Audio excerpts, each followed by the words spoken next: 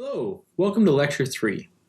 This week we're moving on to talk about motion in 2 dimensions. The things we hope to accomplish in this series of lectures is to connect Workshop 2 to our concepts of motion from Lecture 1. This effectively means that we are going to try and predict and analyze the motion of objects. With that, we're going to take the projectile motion problems that we saw last week and introduce the second dimension of motion. These concepts will allow us to look at our second application in the course, and in this case we're going to apply our concepts of motion to accident analysis and investigation. When we think about using vectors to represent motion, we will represent the characteristics of an object's motion with a sketch. And in this sketch, you're going to draw a vector. From your workshop, you'll recall that vectors will have a magnitude, which is the length of the line you draw, and they will have a direction, which is the angle that that arrow makes with the horizontal axis. For our discussions, that means that the magnitude could represent a position, a speed, or an acceleration, which would be a change in speed. In each case, the direction will tell us which way to apply that concept. Some of the notation things to pay attention to. Whether we're talking about polar notation or rectangle notation, which you will often hear me call Cartesian coordinates, we use this concept. The vector itself will be represented with a small arrow over top when you're handwriting, or bold font when you're typing. When you see the same symbol without the bold or arrow, that means that this is representing the magnitude of that vector, the length. So when we look down at the Cartesian notation, we see that the vector v can be represented by the length it spans in the x direction and the length it spans in the y direction. It's really important that you're comfortable with the material in workshop number 2. You should have a general understanding about where any of these angles between 0 and 360 degrees is expecting you to apply a vector. We will always measure our vector angles back to this area, the horizontal x-axis. At this time, we are only talking about angles measured in degrees, but you should be prepared that later on we will talk about angles that are represented in a unit called radians, and it's important to keep those two straight. One of the things to consider is vector addition and subtraction. We need to be comfortable with this idea because it will apply to our motion characteristics as well. Some of the highlights of that workshop should be that no matter where a vector is, like vector A and vector B, their characteristics do not change. In the workshop, you spent a lot of time looking at vectors that originated at the origin. And this is helpful because we can always consider a vector at the origin. By moving a tail of a vector to an origin, we do not change the corresponding magnitude, direction, and by that case that doesn't change the x component of the vector nor the y component of the vector. It's still the same vector no matter which position we put it in. So by placing it at the origin simplifies some calculations. When we want to add vectors, graphically, we can just place them so that the tail of the second vector lines up to the tip of the first vector. And then we are going to draw the resultant vector to connect the tail of the first vector to the tip of the second one. And for now, we can give the resultant vector the name r. If you do this graphically, you can find the resultant just by looking at the position of its head. In this case, we would have the position of 3 and 7. Whole number values are easy to sketch. When we do not have whole numbers, we would simply need to use the methods in Workshop 2 to break the vector into its x and y components and add the components together. When we think of subtracting vectors, the process will seem similar. We can start with our vector a, but when we need to subtract the vector b, we need to take the opposite of b. So if b started as up 3 and back 2, then negative b would be down 3 and forward 2.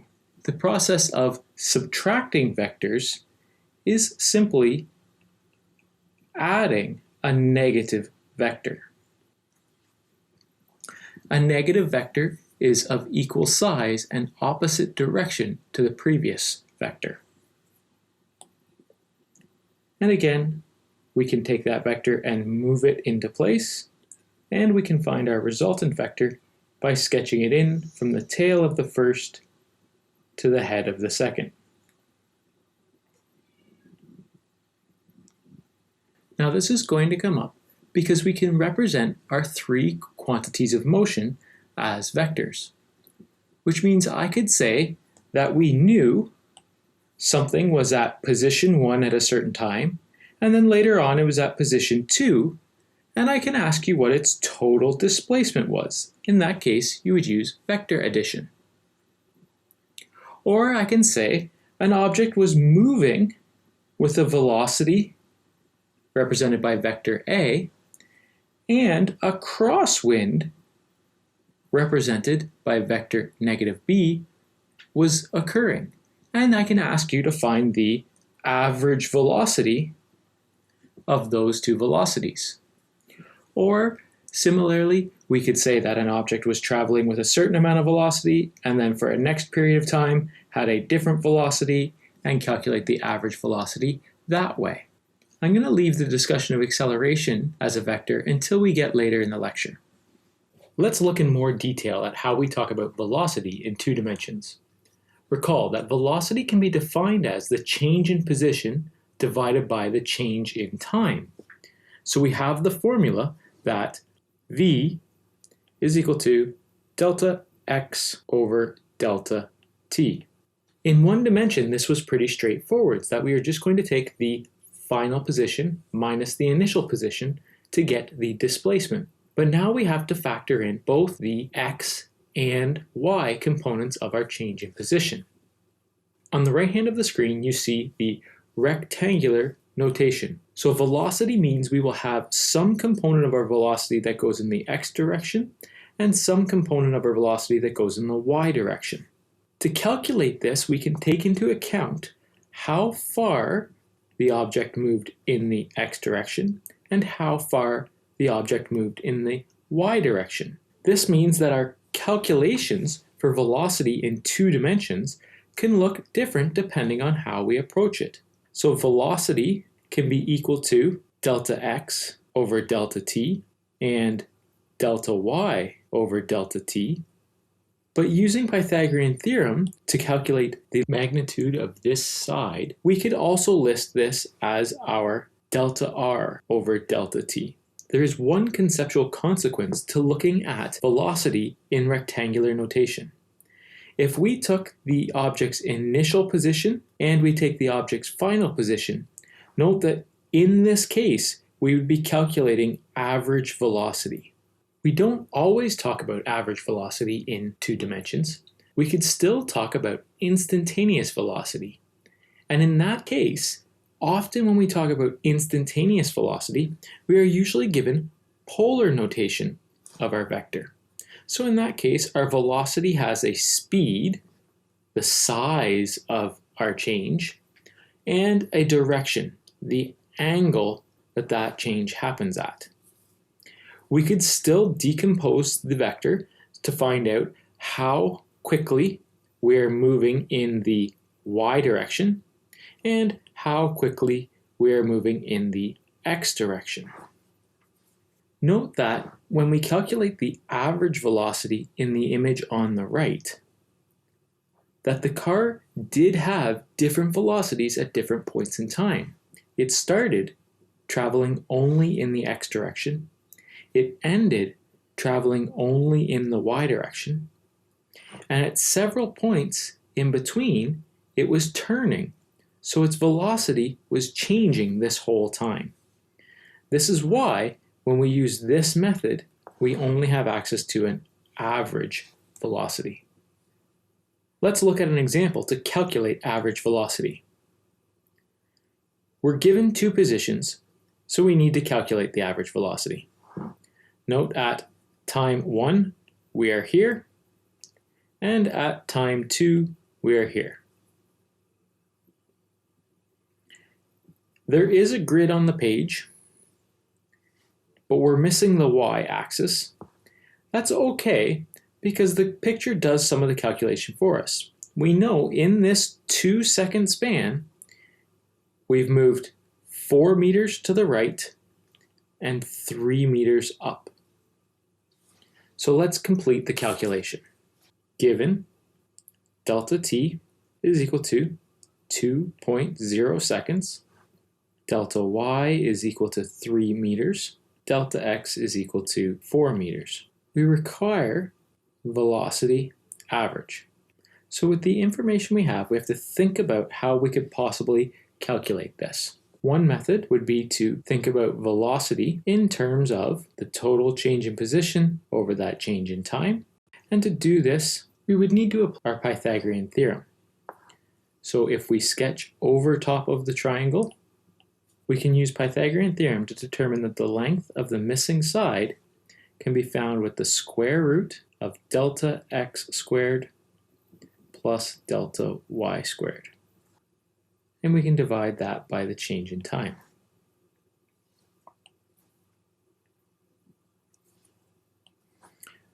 There are no other rearrangements that we need to complete, so let's substitute and solve. So we have velocity will be equal to the square root of 4 meters squared plus 3 meters all squared. And we take that and take the square root and then divide by 2. And practicing with your calculator, you should find that your calculator spits out 2.5. And if we look at our units, we have meters that get squared, added to meters that get squared, and then square rooting. So from the top, we'll have meters, and on the bottom, we have per second. Our initial values were all given to us with a single digit and a trailing 0 with a decimal place. So all of our values have 2 significant digits. So we'll keep 2 significant digits in our answer. We need to be careful here. We're not done yet. The velocity is always a vector. We still have to solve for the direction we're traveling. So remember, we are going to use theta is equal to the tan inverse. And if you don't have your formula sheet in front of you, remember, if we have theta here, tan is the opposite over the adjacent. So that means it'll be delta y over delta x. So we'll substitute our values. And we need to be careful to make sure that we substitute the correct value in the correct place. It's a common error for students to apply this value in this space. And that makes it very difficult to track down why you're not getting the correct answer. And your calculator's good at calculator things, so it'll give you the answer of 36.86989765, which is way too many decimal places. And by the convention for our course, with 2 digits on input, we will keep 1 decimal place. So now we have all the information we need, and we can do our statement. The average velocity of the car is 2.5 meters per second at 36.7 degrees.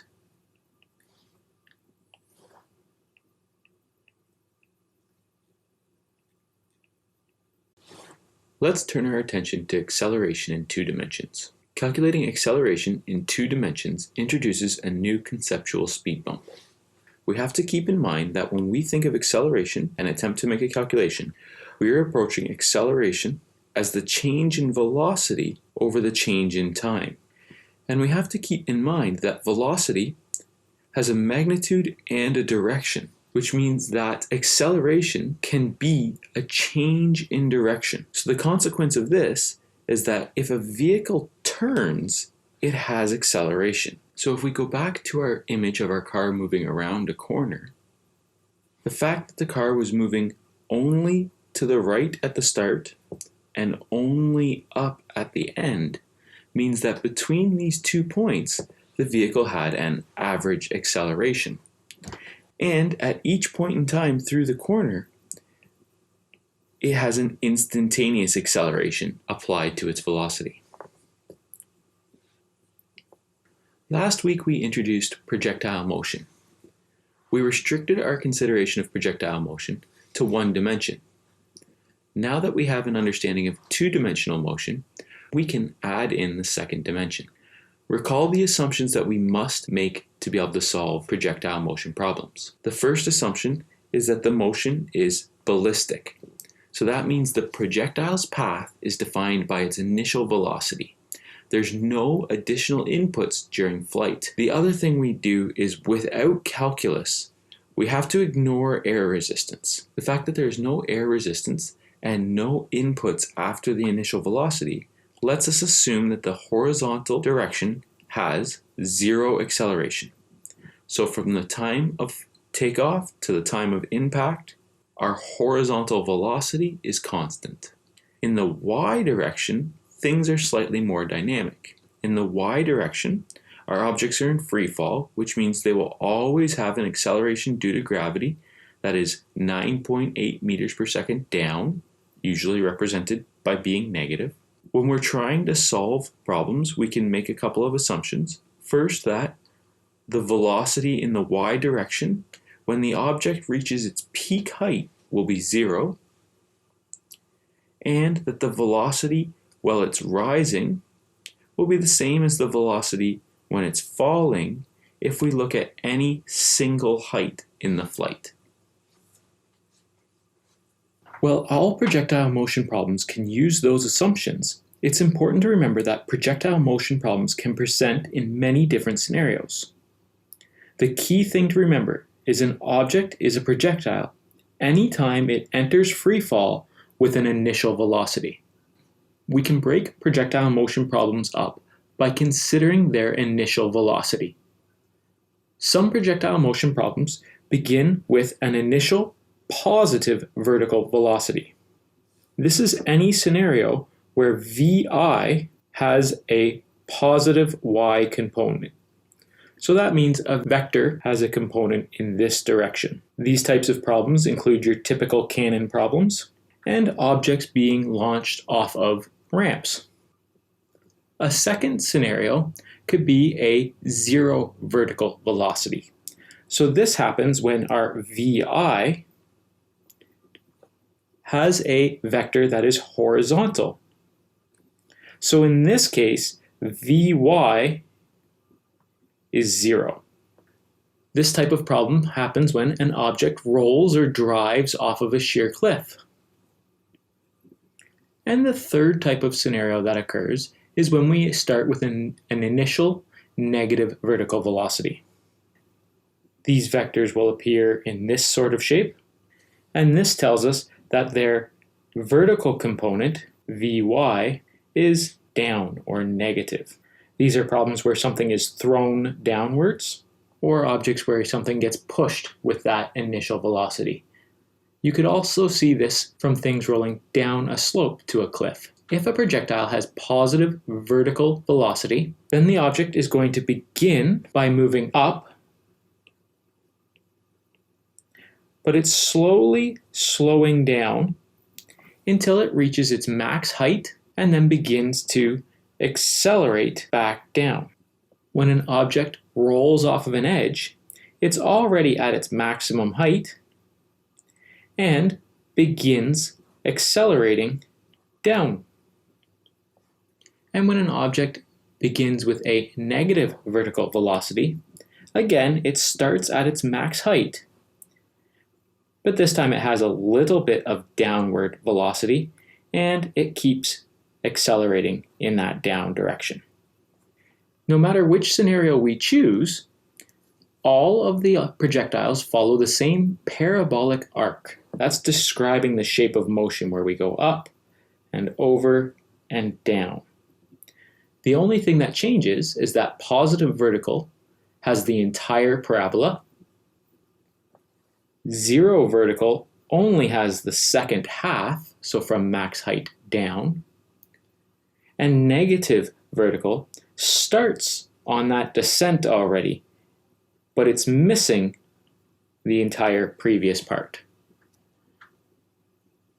When it comes to solving projectile problems, no matter the initial scenario we're given, there are still many variations of questions we can be required to solve.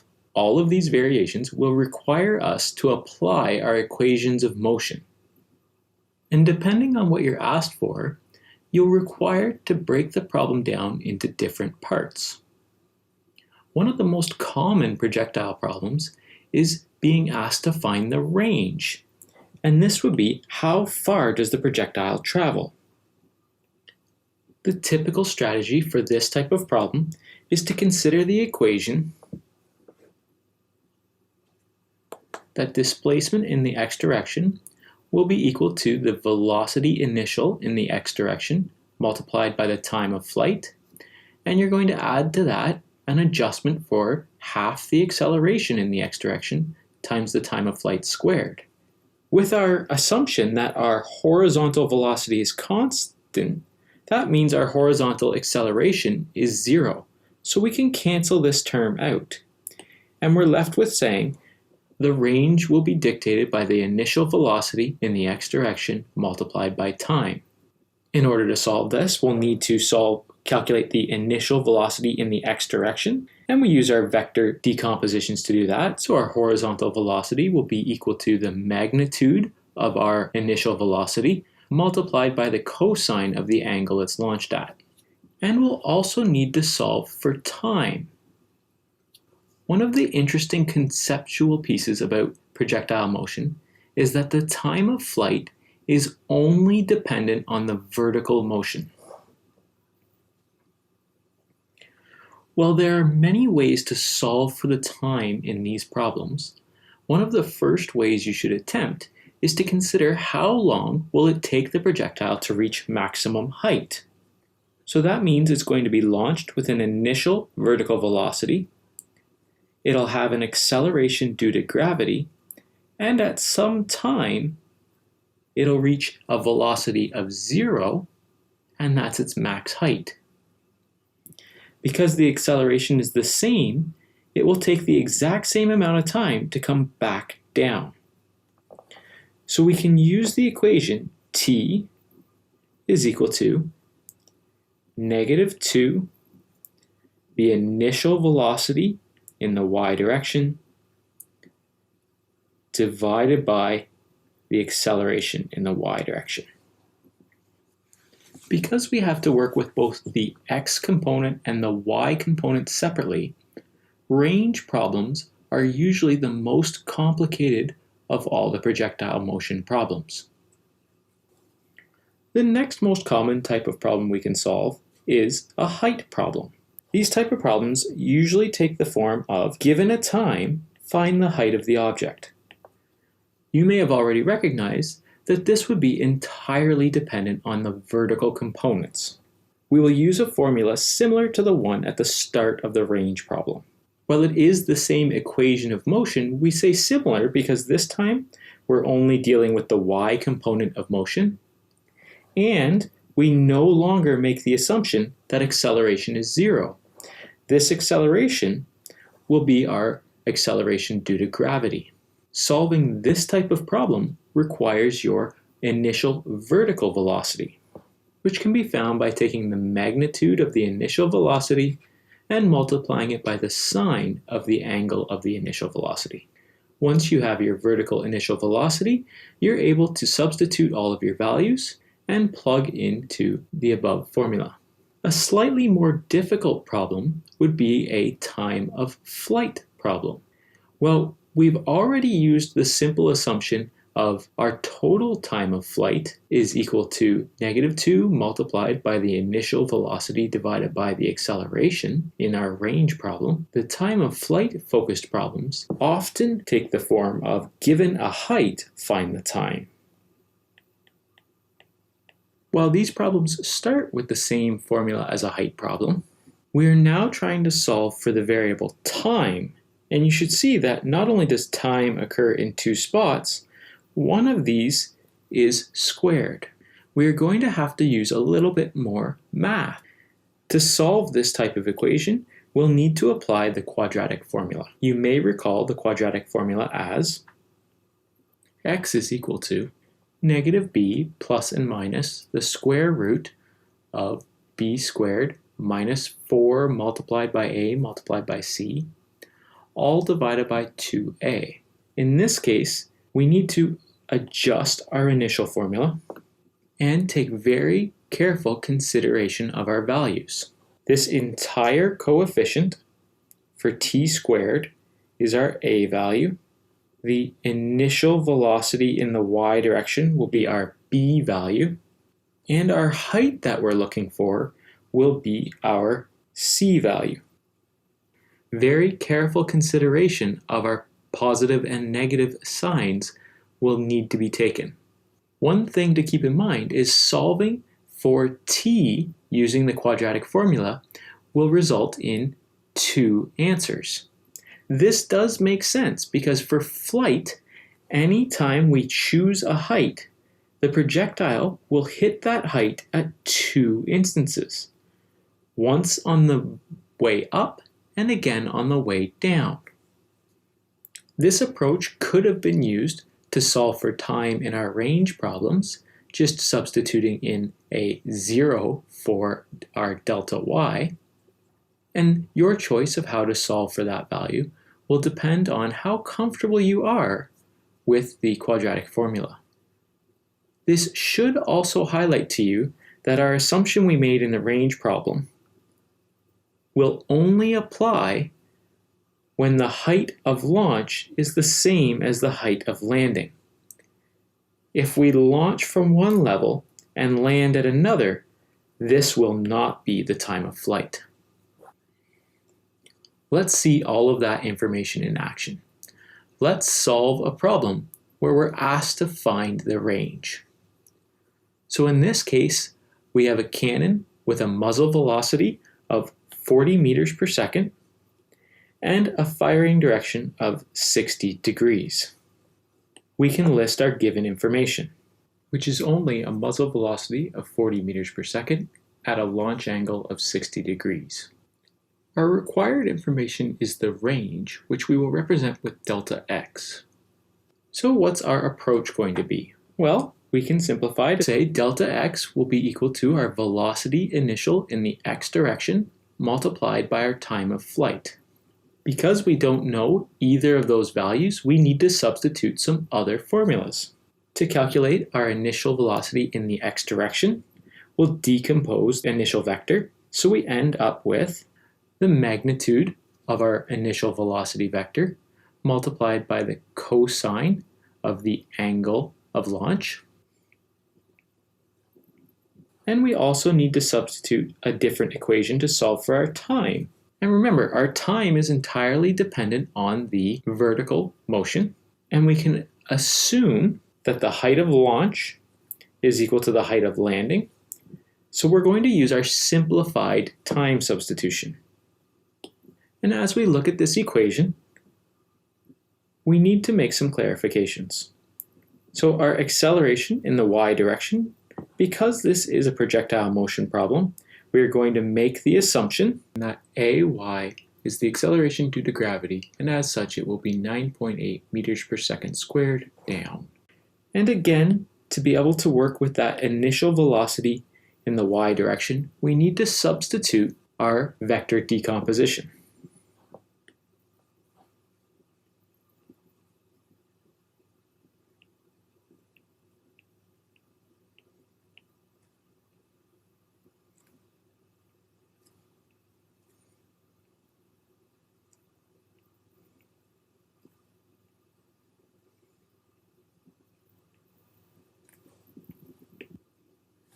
I anticipate that the steps I just completed will make some of you anxious, so we'll add a side note here.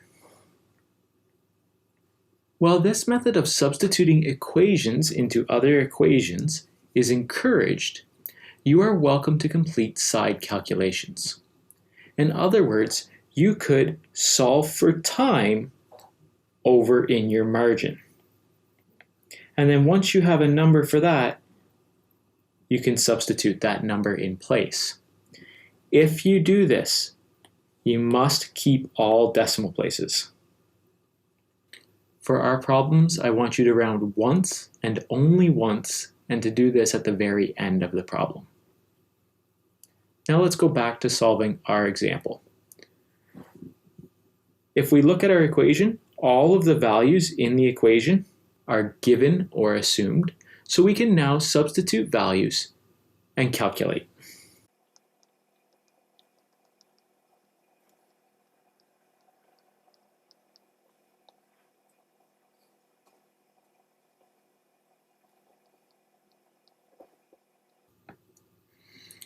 With all of your values substituted, you could make some simplifications or go directly towards entering this in your calculator. So your calculator should give you a result of 141.3919027. And looking at our units, we have meters per second times meters per second, which gives us meters squared per second squared. And we're going to divide by meters per second squared. The only unit we'll be left with is meters. All of our initial values were given to us with 3 significant digits, so we should answer to 3 significant digits. So our range is approximately 141 meters. Another consideration we need to make is when we have multiple velocity inputs. One of the easiest situations to conceptualize this is to consider a plane flying in a crosswind. I'm going to sketch these two vectors. So for our example, let's consider a plane that's flying at 200 meters per second at an angle of 90 degrees with a crosswind of 20 meters per second at an angle of 35 degrees. The effect that the wind has on the plane is to push it slightly off course. So this means the plane's actual velocity would be a vector addition of these two velocities. To find out what the actual velocity of the plane is, represented here by VR, we will need to apply our work from vector addition. So the plane's resultant velocity will be equal to the plane's velocity plus the wind's velocity. Remember that when it comes to adding vectors, we cannot add vectors that are in polar notation. So we are going to need to decompose these two vectors into their x and y coordinates and then recompose them to find out what the polar notation is for the resultant velocity.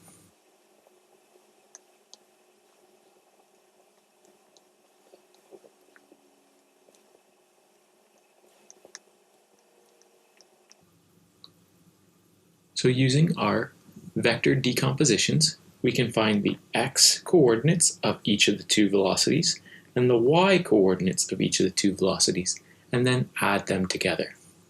So inputting our values, we find the x coordinate will be 200 meters per second times the cos of 90 degrees, and the y coordinate would be 200 meters per second times the sine of 90 degrees. You may have already anticipated that the cosine of 90 is 0 and the sine of 90 is 1.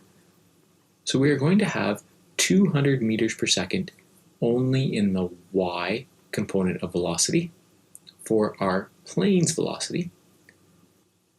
But from the wind's velocity, we'll contribute 20 meters per second times the cosine of 35 in the x direction, and 20 meters per second times the sine of 35 degrees in the y direction.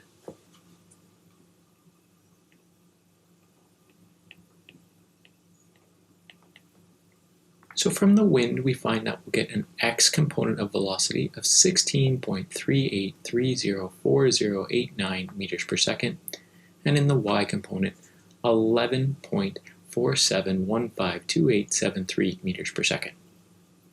We need to combine these two components with the two components of the plane's velocity. At this point, we're still holding all of the digits from our calculations because our intention is to recompose this vector into its polar coordinates. So we'll keep as much information as we can and round only once at the end of our calculations. Remember, to recompose this vector, we are going to use Pythagorean theorem and the tan inverse. When you're working on calculations like these and you anticipate that you will need to work in multiple steps, you should be comfortable with using your calculator's memory storage function. This way you don't have to type out all these values every single time you need them. At this point, we should realize that our significant digits were poorly communicated in the problem. While the two values only have one significant digit, just for illustration purposes here, we will round to the whole value. And we find that the resultant velocity of the plane is approximately 212 meters per second at an angle of 86 degrees.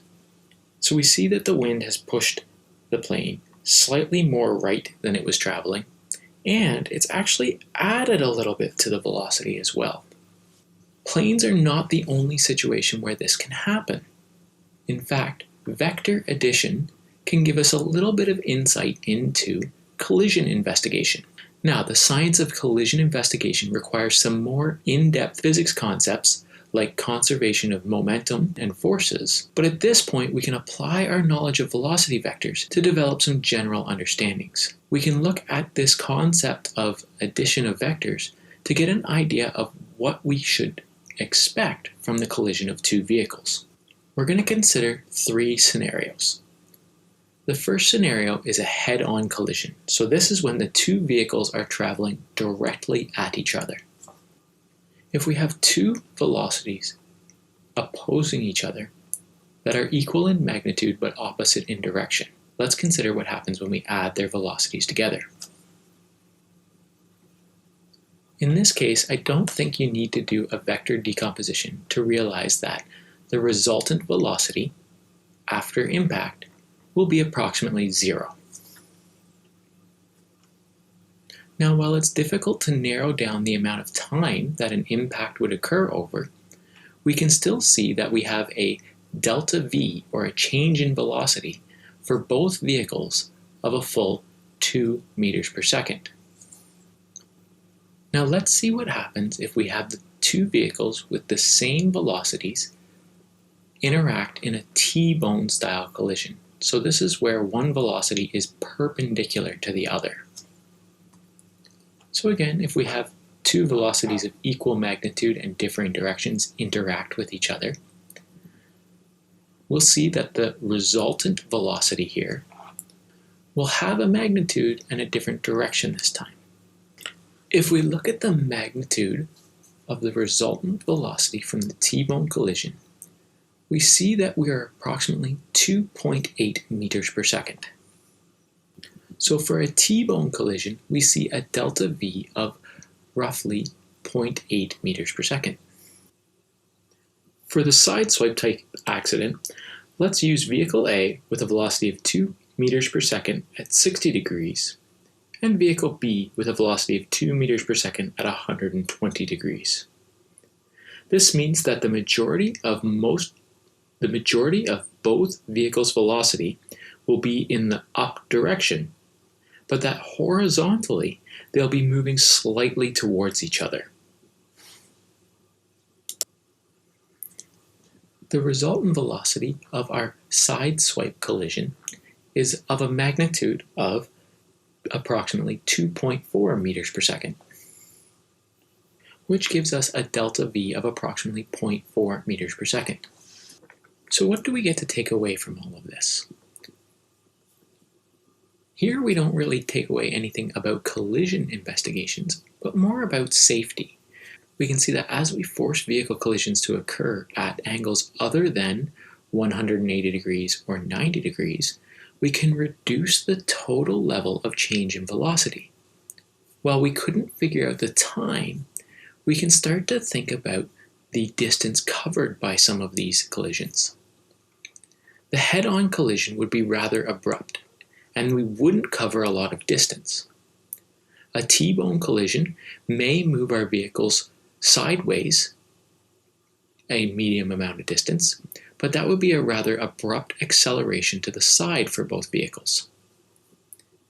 Finally, the side swipe type collision, as we see, would continue to move the vehicles in the original direction of travel that they both shared, meaning that the collision would take place over a longer span. Let's look at the effect that has on the severity of each of these collisions. So to understand the consequence of the effect of spreading a collision out over a longer distance, let's consider a scenario. Let's compare a vehicle traveling at 10 meters per second. And that vehicle is going to experience a collision that reduces its velocity to 0. In scenario 1, we'll see what happens when that collision takes place over 5 meters. And in scenario 2, we'll see what happens when the collision takes place over half a meter. Because we're interested in finding the acceleration, the only equation of motion we have that uses the variables we have access to is velocity final squared is equal to velocity initial squared plus 2 multiplied by the acceleration multiplied by delta x. Looking at this equation, we have the two velocities and the delta x, and we want the acceleration. So we're going to rearrange this equation.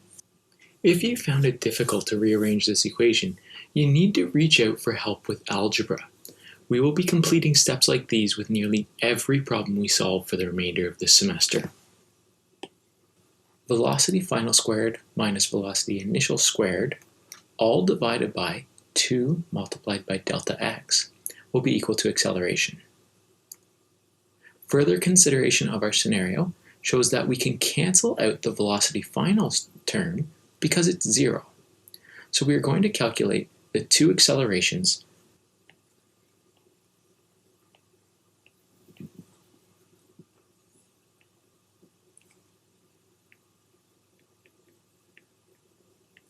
So we can see that when we divide the distance by a factor of 10, we increase the acceleration by that same factor. So if we can have accidents that occur in ways that increase the length of the accident space, we will experience a much smaller acceleration. By looking at the three types of collisions we just had, we see that we have two factors that help us make these collisions more safe. In a head-on collision, we have the greatest delta V and the smallest distance that the collision occurs over. In the T-bone collision, we have the middle amount of delta V and the middle distance that the collision will occur over.